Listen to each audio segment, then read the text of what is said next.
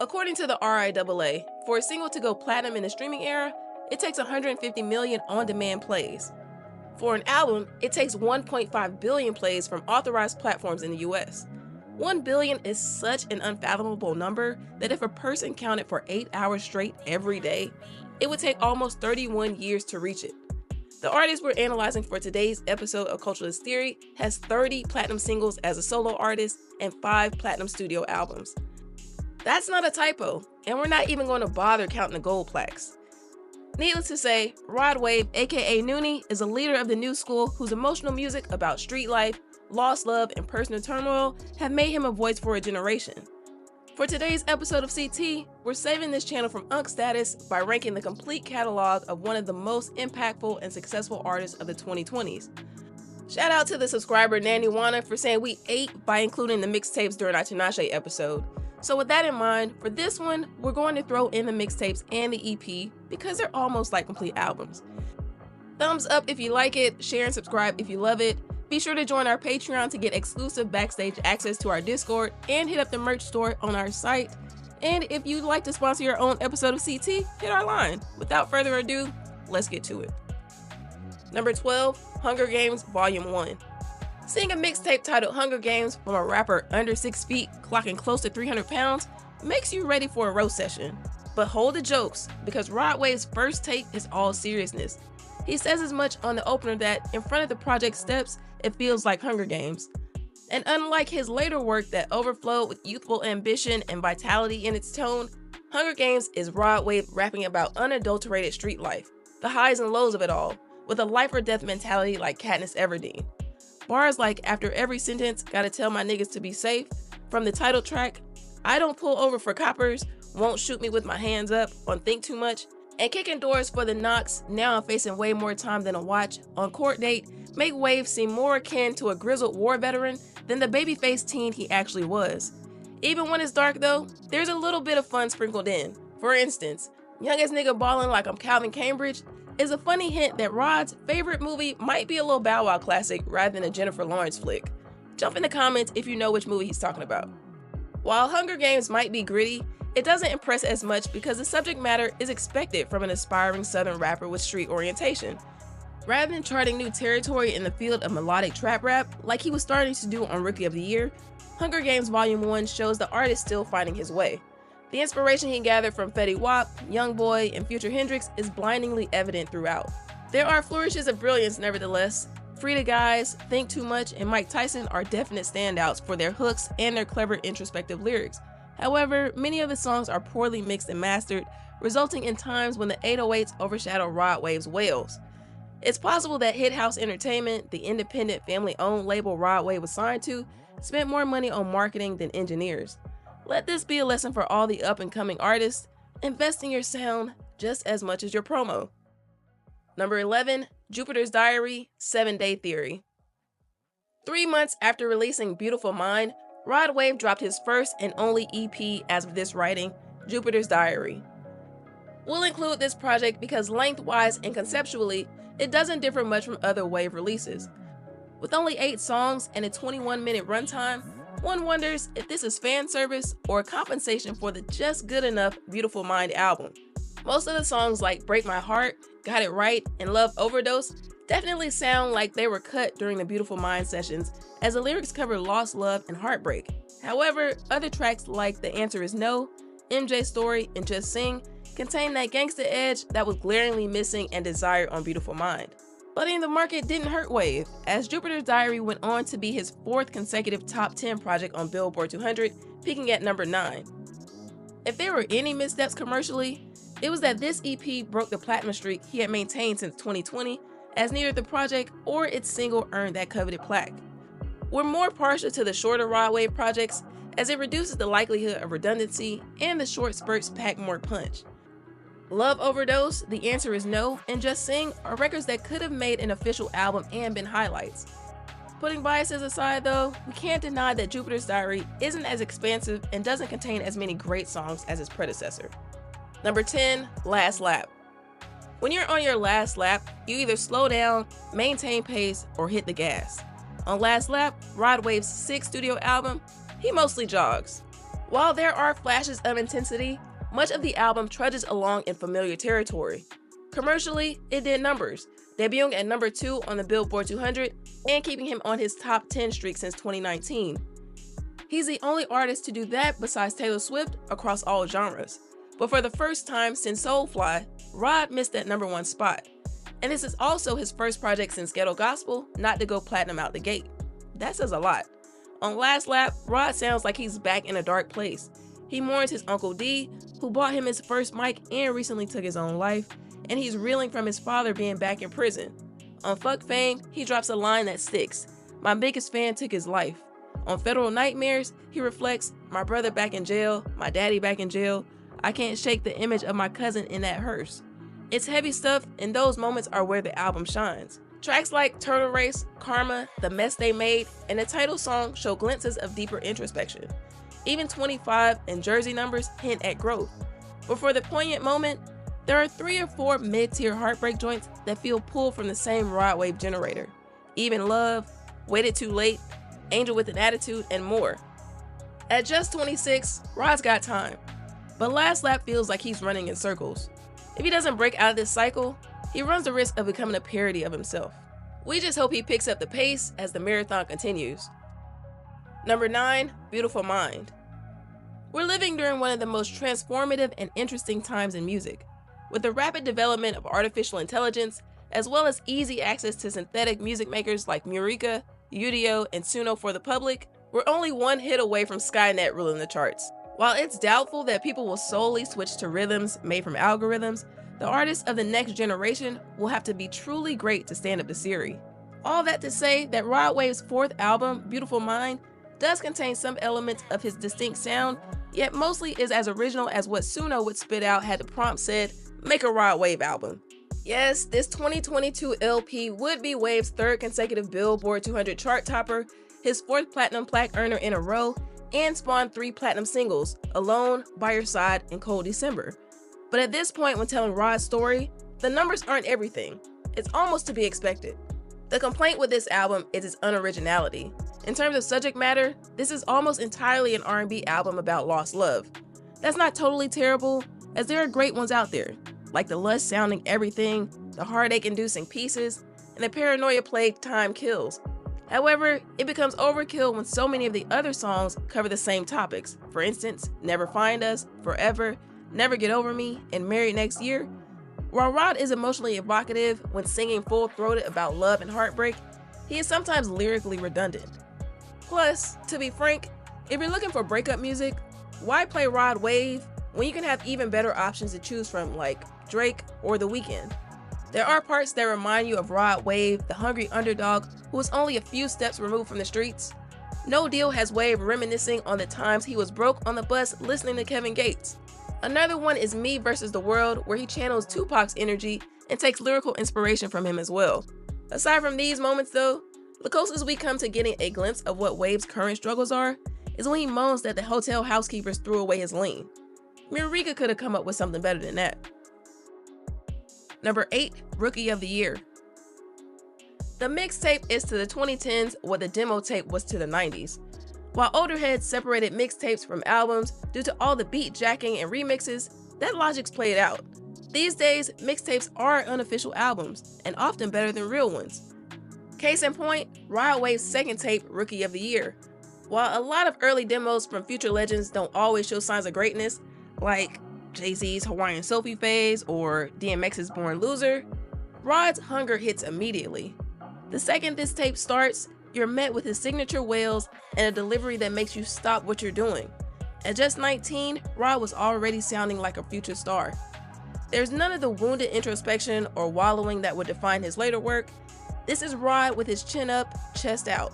Lines like, "Shorty, I'm the coldest nigga since ice" on Just Saying, "I'm not your average teen, I play with them blue faces" on the title track, and "We was smoking gas, we ain't even had no gas money" on Spirit and Have give this tape a cocky, triumphant energy.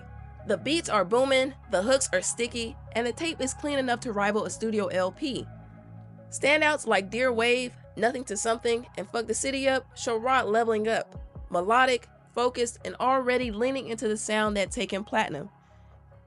You definitely hear the Future Hendrix influence on the Toxic Mile and Pull Up, though those two don't exactly reach the heights that Pluto does and end up being the only real skips.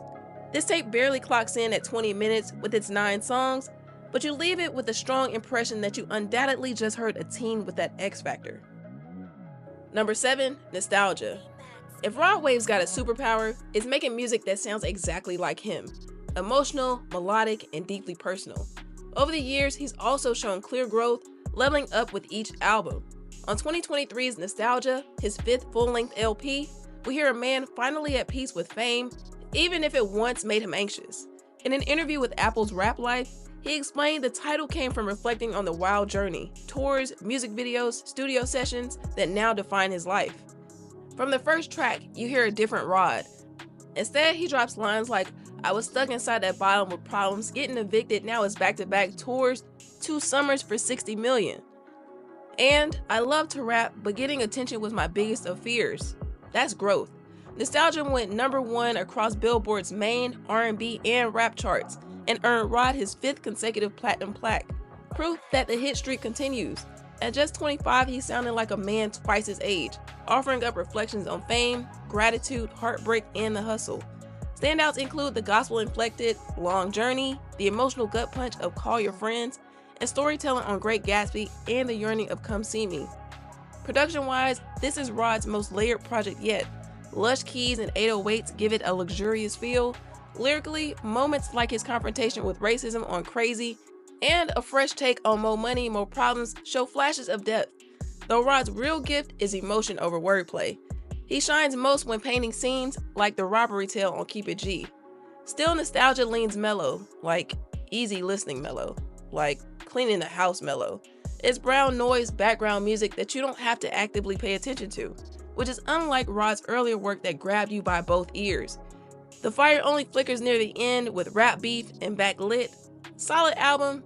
Definitely. Essential? Not quite. Where's the fire in that big belly? Number 6, PTSD. On the opening track, Popular Loner, Rod Wave declares, "I don't get along with my peers, I'm at war with myself, so fuck you and everybody else." Whether he realizes it or not, Rod is carrying the torch from Houston rapper Zero, the legendary DJ Screw protege who is famous for singing as well as he can rap and for his one deep for life ethos. When looking at the isolated house on the water on the cover of PTSD and the track list of almost every project he's released, Wave rides solo too. J. Cole likes to brag he went solo with no features. Well, aside from some forgettable 16s from 21 Savage, Polo G, and Jack Harlow, Wave has done that too, except 5 times in a row. PTSD, his 2019 mixtape, set the stage for everything that followed. It's home to his first breakout single, Heart on Ice, a piano-driven confessional about trauma and survival that blew up on social media, peaked at number 25 on the Hot 100, and went 4 times platinum. But PTSD contains more cold material than Heart on Ice. Paint the Sky Red and How Would You Feel show Noonie can make power ballads about love that make you instantly sing along. Songs like True Story, Hard Times, No Love, and Popular Loner are classic Wave cuts where he mixes gritty street raps about past criminality and vows for vengeance with melodies that sweep you in the air. There's a tad of fly cloth talk on Calabasas, where the soul featured on the album E40, and Rod Wave floss about going from rags to riches in one of LA's most exclusive neighborhoods. What makes PTSD hit is the risk-taking energy. Songs on his most recent releases, at least of this date, have a reserved quality to them that makes you feel like Rod Wave is conscious of the charts, aware of his fandom, and also wary of being labeled another gangster rapper from Florida. The mixtape Rod didn't care about any of that. Check out ATR for Life and True Story and tell us you can't hear the hunger in his voice and the pain in his pen. We need Mixtape Noonie back, and should he choose to do so, may he come back one deep. Number 5, Hunger Games Volume 3. How things start isn't always how they finish, and Rod Wave's Hunger Games 3 proves it. The final installment in the trilogy is far superior to his start, though obviously not the best. His 4th mixtape is exciting, engaging, funny, and a blatant flex of his powers. From the outset, the first song, Yes Sir, jolts you to your feet with Rod's rapid-fire rapping and electrified singing. After that, Let Me Down and My Love are displays of his syrupy singing being used to display one of his best talents, making songs about the struggles of the streets and the heart sound beautiful. On Feel the Same Way, Moneybagg Yo and Rod Wave make an anthem for Gang Gang. Then Rod Wave knocks it out of the park solo with the moving lyrics on Heart for Sale. After that, it's all swish, no miss.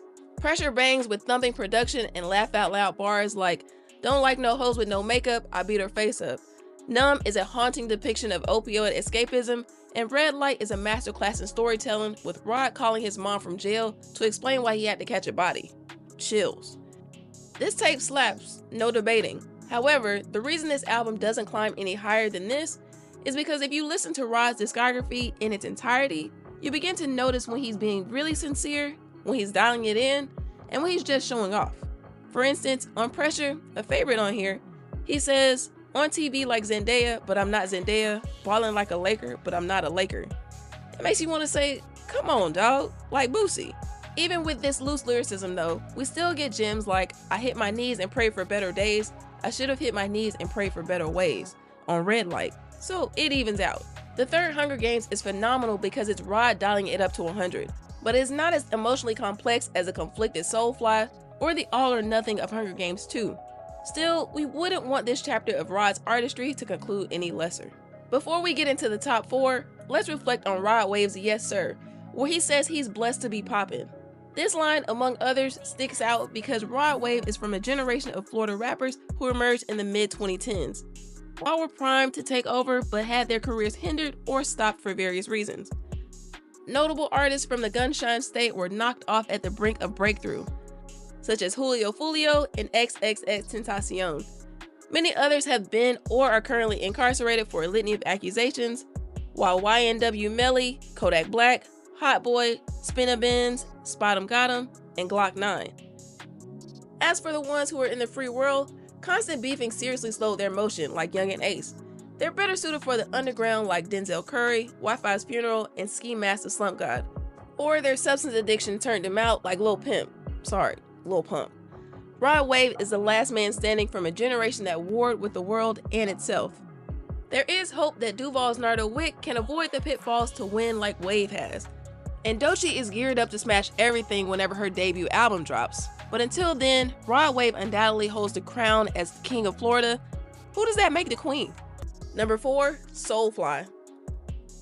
I was lost as a teen, can't believe that I made it out, can't believe that I got everything that I prayed about, raps Rod Wave on Gone Till November. By the time Soulfly dropped in 2021, Rod was already a certified chart topper with 2 platinum albums under his belt. But his third project marked a shift, less about street life, more about navigating the emotional minefield that comes with fame, money, and strained relationships. Instead of telling hood tales, Rod digs into his changing dynamics with friends and family. "Sometimes I feel I fucked my life up by becoming famous," he admits on Moving On. This cost of success weighs heavily throughout. "I got skills and other things, but rich off rapping pain," he confesses on the title track. The flexes are still there, tour bus sliding, even flying private on Invisible Scar, and a Polo G assisted banger in Richard. But so are the disclaimers. On Bills and Pills, Rod reminds us, money can't buy you happiness. Seeing it can't buy you love. Much of the album sounds like a man trying to find his footing in this new world. On Street Runner, he apologized, "Sorry I missed your call, I was on a jet," a line that captures the guilt of growing distant. Songs like Callin', Blame on You, and Time Heals show the emotional fallout in vivid detail. Rod's love-hate relationship with stardom is clearest at the end. On Changin', he says, "I don't want to be here no more, Lord, come and get me," only to follow it up with a gratitude on the album's closer. That kind of internal whiplash defines Soulfly, a beautifully honest but emotionally heavy project. Gone is the energetic Noonie from Ghetto Gospel or Pray for Love. This album is downbeat, intentional, and locked into one emotional register. Despite the long list of producers, the vibe rarely switches up. Still, Soulfly earned Rod his first #1 album, another platinum plaque, and 3 multi-platinum singles. It's not his most exciting, but it might be his most personal. Number 3, Ghetto Gospel. When you watch Rod Wave's first ever interview with Concrete, it all makes sense. The shyness, the trauma, the hard-on-sleeve reflection, that demeanor is baked into Ghetto Gospel, his 2019 debut album that made it clear. Rod wasn't just another trap crooner. Born Rodarius Green in St. Petersburg, Florida, His early life was shaped by his parents' divorce, street involvement, and a reluctant start in music thanks to his older brother's nudging. When his father and uncle came home from prison in the mid-2010s, they started Hit House Entertainment, giving teenage Rob a shot to take his talent seriously. From 2015 to 2019, Rob released 5 mixtapes that built a local buzz that stretched online. Linking with Kevin Gates, who became both mentor and executive producer, Rod eventually signed with Alamo Records / Interscope, joining a roster with Lil Durk, 03 Greedo, and more. Enter Ghetto Gospel, 14 tracks and under 40 minutes of melodic pain, raw vulnerability, and breakout success. The album debuted at number 14 on Billboard, then climbed to number 10 in its second week, a rare feat. It went gold in 7 months and platinum not long after. So why did Ghetto Gospel stick when others with similar styles, NBA Youngboy, YMW Melly, Moray, haven't always? Simple.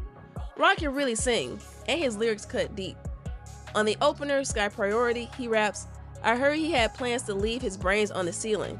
He had to talk with his pops and it healed him." Then comes Dark Conversations, a gut-wrenching take on survivor's guilt.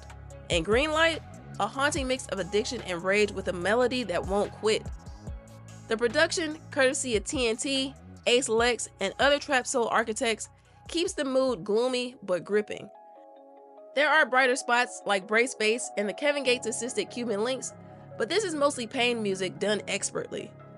If there's one knock, too many songs are way too short. Dark Conversations, Greenlight, and Chip on My Shoulder all end just as they hit their stride. Still, you can't deny the gospel Rod was preaching. Number 2, Hunger Games Volume 2. Has anyone ever noticed that mixtape sequels tend to go way harder than the originals? Not albums, mixtapes. Think Dedication 2, Trap or Die Part 2, Badass Volume 2, or the second Back on My Buck shit. Whatever's in those swishers and styrofoam cups clearly unlocks another level. Rod Wave's 2018 follow-up to Hunger Games fits that mold. It might even be better than some of his albums. At just 30 minutes and 11 songs, Hunger Games 2 wastes no time. He opens with Tomorrow, rapping like there's a gun to his head over an eerie drummy beat. Then the energy spikes on Valid, a glowing example of melodic rap done right. But the real showstopper is Praying Grandmothers, a spiritual, spine-tingling tribute to the women who prayed us through the storm. When Rod hits that high note over that beat drop, instant goosebumps. From there, it's all gas, no brakes. Way Up, Where You Been, and January to January all serve up that reflective pain music fans crave. I Get Around cleverly flips Tupac and Biggie bars into a melodic come on. While Get That Bag Jit with Glock 9 proves Florida's new school is holding the torch just fine. Sure, some might say that Rod borrowed Fetty Wap's wave, but his style feels more like an evolution than a carbon copy. And anyway, don't great artists steal? What really elevates Hunger Games 2 is the production.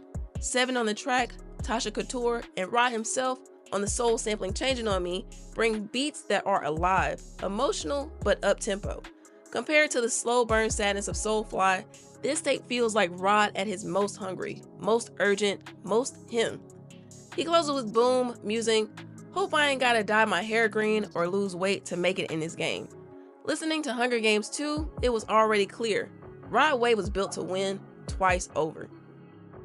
Number 1, Pray for Love. 2020 was unforgettable for us and for Rod Wave.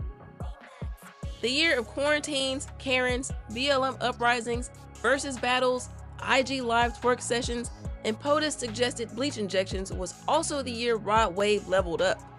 Still riding high off Ghetto Gospel, Rod returned with Pray for Love, a 14-track stunner with a deluxe edition stretching to 25 that cemented his star status.